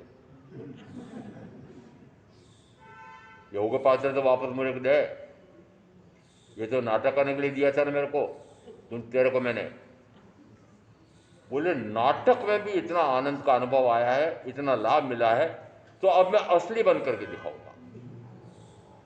100 रुपये ने क्या तय किया कि नाटक करने से भी इतना आनंद का अनुभव आया है। खमागणी के नारे लगे हैं, किसके? खमागणी के नारे लगे हैं, इतना बढ़िया भोजन व्यंजन से पात्रे भर गए हैं, तो अब मैं असली बन के दिखाऊंगा। चलो आज कौन कौन तैयार है? नकली तो बने जीवन पर्यंत के लिए, आज का नाटक नहीं, मात्र आज का नाटक नहीं, जीवन पर्यंत के लिए। और निश्चित मानना, चाहे आप ले सको चाहे ना ले सको, मैं तो व्यक्तिगत प्रेरणा से देता नहीं, परंतु सर्ववृत्ति संयम लिए बिना मोक्ष के मार्ग की आराधना पूर्ण नहीं हो सकती। कोई भी यानी एक हमारा पूरा आगम है, उस आगम में भगवान महावीर के श्रमणोपासक 10 का वर्णन आ रहा है, और 10 ने एकांत पोषशाला में जाकर के साधना की है। आनंद श्रावक जिस समय उन्होंने 12 व्रत ग्रहण किए थे, उसके 10 साल गिन लो, 15 साल गिन लो, जो गिनना हो गिनना, कि 15वें साल के अंत में वे घर से कंगाल होकर के निकल गए। 12 करोड़ सोने वाला वो आनंद श्रावक व्रत लेने के बाद इन सालों में निरंतर साधना कैसी रही, छोड़ते छोड़ते छोड़ते छोड़ते नंगा भूखा बाहर निकल गया। कौन? आनंद श्रावक। और कहाँ चले गए? एकांत पोषशाला में चले गए। साधु साध्वी तो फिर भी समूह में रहकर के साधना करते हैं, वो अकेले एकांत पोषशाला में चले गए, और पोषशाला में रहकर के जो उन्होंने साधना की है, 6 साल का वर्णन मिलता है, जैसा भी कह लेना। प्रथम गणधर इंद्रभूति गौतम उस तरफ विहार कर रहे थे, आहार के लिए निकले थे, ध्यान में आया कि अपने एक श्रावक आनंद एकांत पोषशाला में साधना कर रहे हैं, उनसे मिलते चलते। जैसे ही वो पोषशाला में पहुंचे, आनंद का अतिरेक नहीं, इतना आनंद का अनुभव आ रहा है, इतना आनंद का अनुभव आ रहा है, परंतु क्या बोले भगवान, तपस्या से मेरा शरीर क्रश हो गया है, मैं उठ नहीं सकता, आप मेरे निकट पधारो तो मैं आपको वंदन करूं, नमस्कार करूं। अब 2 शब्द दे रहा हूं आपको कि 12 व्रत लेने के बाद 10 साल के अंत में कहो कि 15 साल के अंत में जो गिनना आपकी गिन लेना। धन अपेक्षा से कंगाल हो गए, धन अपेक्षा से कंगाल हो गए। मैं आप सबको कंगाल देखना चाहता हूं। महामंत्री जी, यदि मैंने कंगाली अपनाई है, अरे कंगाली अपनाई कि नहीं? अरे आप धनपतियों, करोड़पतियों, अरबपतियों की तुलना में मैं कंगाल हूं कि नहीं? अरे हाँ तो बोलो कोई। और 6 साल की साधना में, तप साधना में शरीर इतना क्रश हो गया है, तो कहूंगा कि शरीर कंकाल जैसा हो गया। धन की अपेक्षा से कंगाल, शरीर की अपेक्षा से कंकाल हो गए। मोक्ष हुआ? नहीं हुआ। मोक्ष हुआ? क्यों नहीं हुआ? कोई न कोई मजबूरी कारण रहा होगा कि सर्ववृत्ति संयम नहीं ले पाए, कोई न कोई कारण निश्चित रहा होगा।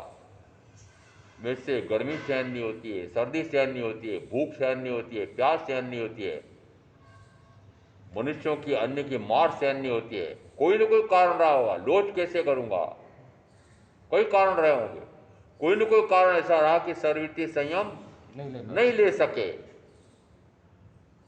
आप सबके ऐसे कारण है कि नहीं? अरे आप सारे भाई बहनों के भी कारण है कि नहीं? बना रखे हैं। सर्ववृत्तीय संयम ले सको ऐसे कोई कारण बने क्या? अरे ऐसा कोई निमित्त हुआ? सर्ववृत्तीय संयम ले सको इस प्रकार का कोई निमित्त मिला क्या?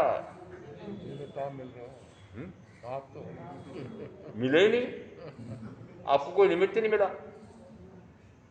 निमित्त मिलता देखते हम कि ऐसे सर्ववृत्तीय संयमी होते हैं और इस प्रकार की साधना कर सकते हैं कि वर्तमान के पांचवें आर्य में भी एक होकर के मोक्ष चले जाए। ऐसा यदि आपको कोई निमित्त मिले और उससे प्रेरणा लो, प्रेरणा लेकर के सर्ववृत्तीय संयम हो, हुआ क्या? अच्छा 8 दिन में हो जाएगा? आज हो जाएगा। अरे 8 दिन में सर्ववृत्तीय संयम लेने का भाव हो जाएगा पक्का? कुछ तो वादा करो मेरे को कि महाराज 8 दिन की साधना ऐसी करेंगे कि 8वें दिन अब स्थानक छोड़ के जाएंगे नहीं, साधु बन के रहेंगे, साधु बन के रहेंगे। महामंत्री जी बोलो। है महामंत्री तो फिर बनने वाले चौमासा कराने का, फिर परीक्षण मनाने का, फिर इन मुनि को लाने का क्या लाभ हुआ? कुछ भी नहीं हुआ, चेतना जाग गई। कुछ भी नहीं हुआ। जैसे के तैसे जिस दिन चातुर्मास लगा उस दिन से लगा करके अभी तक जैसे के तैसे हो। 1 इंच भी आगे सरका कोई? अरे 1 इंच भी आगे सरके क्या? पाठ का उदाहरण देता हूं मैं, मेरी तो मजबूरी घुटने के कारण से। पाठ पर एक छलांग लगाओ तो पाठ पे बैठा जा सकता है। किसी को भाव आया? किसी को भाव आया क्या कि उछल करके पाठ पे बैठ जाऊं? अच्छा 8 दिन में आ जाएगा? मैंने तो पक्का कर रखा है कि मुझे शिष्य बनाना नहीं, जो बनाया वो गलती की। परंतु सामूहिक रूप से अवश्य प्रेरणा देता हूं। क्यों? क्योंकि सर्ववृत्तीय संयम लिए बिना मोक्ष के मार्ग की आराधना असंभव। ये उदाहरण दिए मैंने 10 श्रावकों के। सर्ववृत्तीय संयम नहीं लिया, ये निश्चित है कि तीर्थंकर केवली ने कह दिया कि एक भाव करके 10 के 10 मोक्ष चले जाएंगे। उद्भव में तो नहीं गए। उसी भाव में कितने लोगों ने सर्ववृत्तीय संयम लिया था और कितने मोक्षगामी हो गए थे? 90 आत्मा। तो व्याख्या प्रकृति सूत्र में देवों ने जब पूछा आकर के तो भगवान ने कहा मेरे 700 साधु मोक्षगामी। सत्यों के बारे में पूछा नहीं, प्रश्न नहीं पूछा उन्होंने, परंतु हमारा एक सूत्र ऐसा कहता है कि 1400 शिष्याएं भी मोक्षगामी। 14,000 में से मात्र 700 और 36,000 में से मात्र 1400। और निमित्त कैसा है? भगवान खुद साक्षात तीर्थंकर है, साक्षात तीर्थंकर है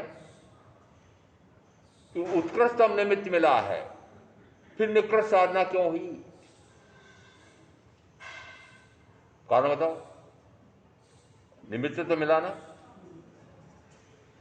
निमित्त के अनुसार वर्तन किया। नहीं।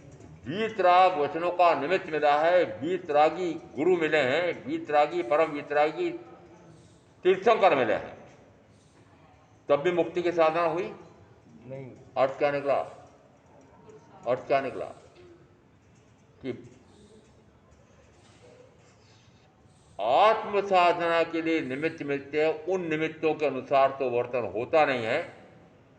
और जब घर बार परिवार में जाते हैं, व्यापार व्यवसाय उद्योग धंधे में जाते हैं, तो उस निमित्त के अनुसार ही कार्य क्रिया प्रवर्तन करते हैं। उल्टा उल्टा चल रहा है। संसार के निमित्तों में तो संसार बढ़ाने का कार्य कर रहे हैं, और असंसार के निमित्त में असंसार नहीं कर रहे। आपको संसार परित्य करने का भी अवसर मिला है, और चतुर्विध संसार बढ़ाने का भी अवसर मिला है, वीतराग वाणी का भी अवसर मिला है, रागी देशी मोही की वाणी का भी अवसर मिला हुआ है। किसको पकड़ा? वीतराग वचन को पकड़ा कि रागी देशी मोही की वाणी को पकड़ा? अभी तक पक्का कह रहा हूं, अभी तक कि मात्र रागी देशी मोही की वाणी को पकड़ा है, और राग देश मोह किया है, और अनंत कर्म का आश्रय बंद किया है। तो जिस भाव में मैं संवद निर्जरा करके मोक्ष चला जाऊं, इस प्रकार की साधना हो सकती है, उस भाव में भी आपने वापस कर्म का ही आश्रय बंद किया है। तो बताओ कि फिर मुक्ति की साधना कौन से भाव में करोगे? ऐसा तत्व का असुर समझ करके मैं आप जो साधना करेंगे उनका विष्ट कल्याण होगा।